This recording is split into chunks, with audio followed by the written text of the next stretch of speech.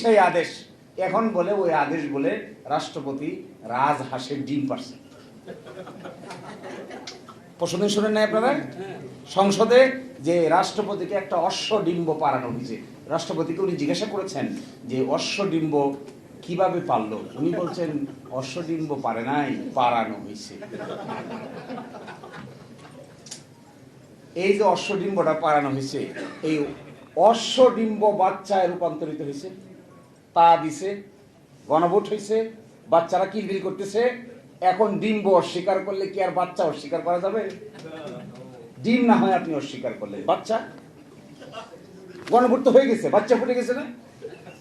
গণভোট হয়ে যাওয়ার পরে 70% লোক এটার পক্ষে রায় দিয়ে দিছে। এর মানে কি?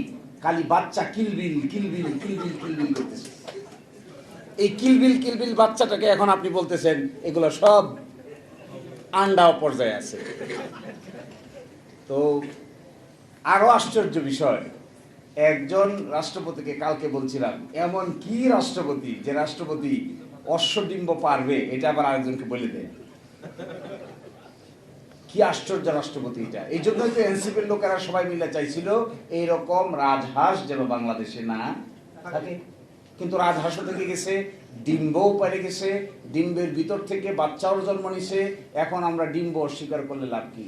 সব 70% মানুষ মানে প্রায় 5 কোটি বাচ্চার জন্ম দিছে। এখন থেকে সরা যাচ্ছে না। কি আশ্চর্যজনক বিষয় দেখেন, আমি এভাবে দেখি না। স্কিম 133টা অর্ডিন্যান্সের রিপোর্ট পাবলিশ হয়েছে গতকালকে রাতে। 133টা অর্ডিন্যান্স। সংস্কারের 2 ভাগ দেখেন, একটা হলো সাংবিধানিক সংস্কার, এখানে আছে 47টা, আর একটা আছে সংবিধানের বাইরে অধ্যাদেশ, আদেশ, রেগুলেশন করে করা যাবে, এরকম আছে 37টা। সব মিলে হলো 84টা। এই 47টার ভিতরে একমত হয়েছে 30টা, বাকি থাকে 17টা। আর এখানে 37টার ভিতরে কাজ করতে গিয়ে সরকার জারি করছে 133টা। এই অর্ডিন্যান্সের ভিতরে মেজর অর্ডিন্যান্সকে এখানে দেখেন বাদ করে দেওয়ার প্রস্তাব করছে।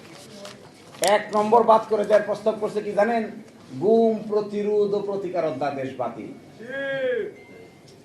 বাংলাদেশের মানবাধিকার কমিশন গঠন অধ্যাদেশ বাতিল, দুর্নীতি দমন কমিশন অধ্যাদেশ সংশোধন অধ্যাদেশ বাতিল, সুপ্রিম কোর্টের বিচার বিভাগীয় পৃথক সচিবালয় গঠন করার অধ্যাদেশ বাতিল, সুপ্রিম কোর্টের বিচারক নিয়োগ করার কমিশন অধ্যাদেশ বাতিল, ব্যাংক রেজলিউশন অধ্যাদেশ বাতিল। আছে কি? কোনটা আছে? এটা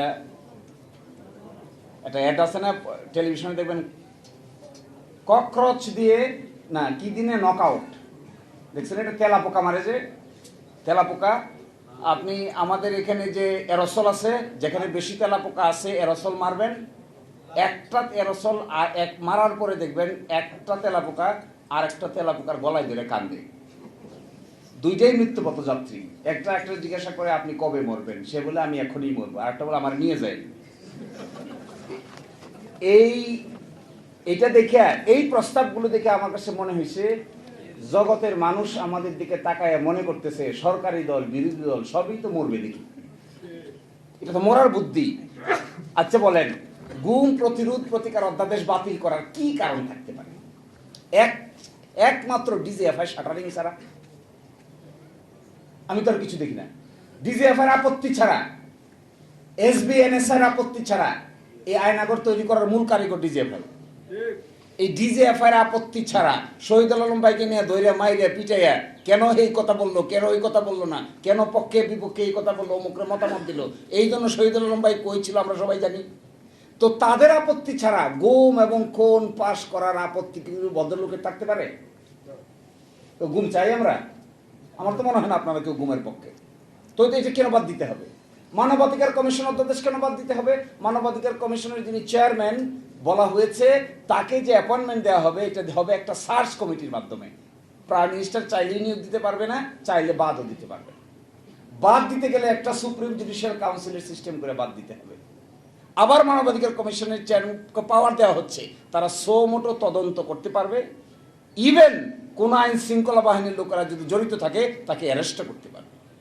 এই অধ্যাদেশটা বাদ করার কি কারণ থাকতে পারে? তার মানে কি তদন্ত কেউ করবে না?